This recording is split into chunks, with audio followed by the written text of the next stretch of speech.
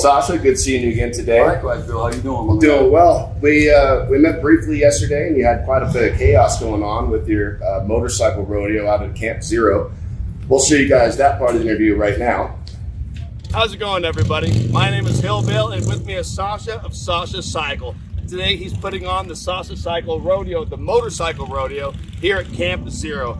Thank you so much for taking your time to speak with me today, Sasha. Thank you for being here, man. In fact, right now, we're in the middle of the motorcycle rodeo, and he just took a few minutes to stay here and to answer questions with us. Thank you. Thank you, my man. Absolutely.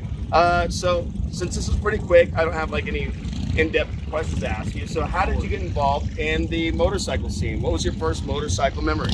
DT400 Yamaha. I like the two-cycle sound of it. My neighbor had one, and I never saw a two-wheeler before, and I fell in love with it. My parents were afraid; they didn't want me to get hurt, but I wanted to try it anyway. So that's why I'm here. That's fantastic. Now you have the motorcycle repair shop here. How long have you had that? This is our fourth. This will be our fourth rally. Oh, that's great.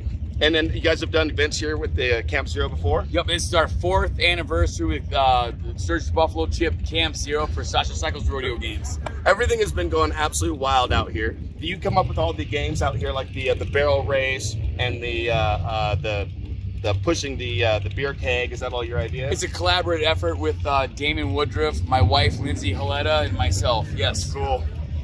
What about your family? Was your family involved in motorcycling? Not really, not much. So was this you kind of being a renegade? Yep, I'm a nomad. Everybody has a good story about being out on the road, and the days where everything goes great, we always forget them, right? Absolutely. The days where everything goes terrible, those are the stories you tell. Do you have one of those stories for me? Well, I tell you what, it's like during the rally, they have butterflies in their stomach. Some of them come out here and maybe they're going through a breakup or their bike broke down, and you got to kind of talk people off the ledge. And what I try to do is I try to help people out and maybe calm them down a little bit, because it's pretty easy to get wrapped up in the whole thing. There's a lot of people that come out here, and the thing is, what we try to do is we try to help everybody. We try to make sure everybody gets home safe. Make sure that if they can't get home safe, they stay at our place, and then they can wake up maybe sober, and then they can get home safe. That is always a good idea. What was a motorcycle that you had or rode that really surprised you? It's a 1966 Shovelhead FLH. It was a hardtail that I built. It was one of my first builds, and it really turned me onto the road. I could feel it in the curves. It was like the Red Seas parted, and once I built that bike 7-8 years ago, I knew that's what I wanted to do for the rest of my life. That's cool, man. There's been a lot of changes in this scene, and it's been really tough for us to reach the younger crowd, the younger generation, right? This motorcycle scene is kind of aging out a little bit. What advice would you give to the younger kids and the younger guys who come up in this scene to encourage them to stick around and to participate? I tell you what, a little bit of patience goes a long way. Sometimes stuff gets expensive. Sometimes things aren't going your way. Everything you need is just up the road or around the corner. Don't be afraid to ask anybody for help. I've been working on motorcycles ever since I'm 43 years old. I've been working on motorcycles for 30 years. I always ask questions. I have a shop on LaSalle Street in Sturgis, and I'm always asking questions. You never quit learning. If you never quit learning, you'll take it to wherever you want to take it to. But don't be afraid to ask for help. There's a good community that will help you, and they surround you. And don't be afraid. Just ask for help. There are people that care. Thank you. And then how do people find you on the internet? How do they find you and get in contact with you? If you just, I think if you Google Sasha Cycles, you'll see all kinds of stuff. Don't worry, we'll do that. It'll happen. Just I know Sasha everything's Cycles. crazy. We're between events right now, and thank you so much for jumping up and volunteering to do this interview with us. Thank you, and we really appreciate it. And I personally, my wife and I want to thank Russ Brown and everything you guys do. You're the real deal. And if David can help Goliath, please let me know. Thank you so much. Enjoy it and have a good time at the rest of your event, man. It's been an absolute blast. Thank you so much. So that was a whole lot of fun. It's great to be here and see your shop and see all your amazing motorcycles. This is more than just a repair shop. This is a piece of motorcycle history. It really is. Yeah. I like vintage Harleys. I grew up with them as a kid. I had friends and neighbors that had old bikes, and I always wanted one. And after a while, I just one turned into two, and two turned into four. I love vintage Harley Davidsons. Yeah, I see so many knuckleheads, panheads, flatheads. Shovel heads. Yeah, shovels. There's everything around here. What's the story behind this bike? But this bike was in the February '78 issue of Easy Riders. It was originally a panhead motor that was in it, and I found a 1978 shovelhead motor here in Sturgis, a lower end, got it rebuilt. I did a top end on it, put new heads on it, and the name of the article in Easy Riders was Book's Pan, so we're calling it Sasha's Shovel for now until I find the right panhead motor to put in it. let the original bike live on. That's a cool way of honoring its legacy. Absolutely. I love anything vintage chopper. I haven't had the chance to own a bike that was in Easy Riders magazine. It's just a humbling experience. I love vintage chopper art. I actually have an original David Mann that was painted by him. We can see the brush strokes in it.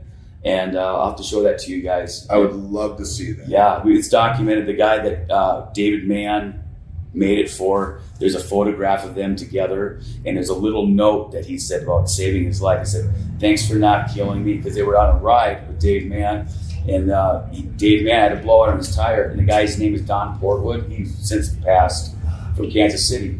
And Don swerved out of the way and wrecked his bike so he wouldn't run over his friend David Mann. Wow. And this was in probably the late 70s when David was getting really busy with Easy Riders. And a friend of mine got a hold of this painting, and it's all documented. We got all the stuff for it. And it's in my living room, and I just love everything vintage Harley Davidson and chopper. It's the one thing that I kind of geek out about. I love it stuff. Well, you ride well too, man. I saw that you did the bail run yesterday. Yeah. Just hopped on a random stranger shovel head. Oh yeah, I do that all the time. That's completely ripped. During the rally, I probably ride more motorcycles than I ride during the year, because you got to test people's rides out after you work on them. Right. And you got to make sure it's safe for them too.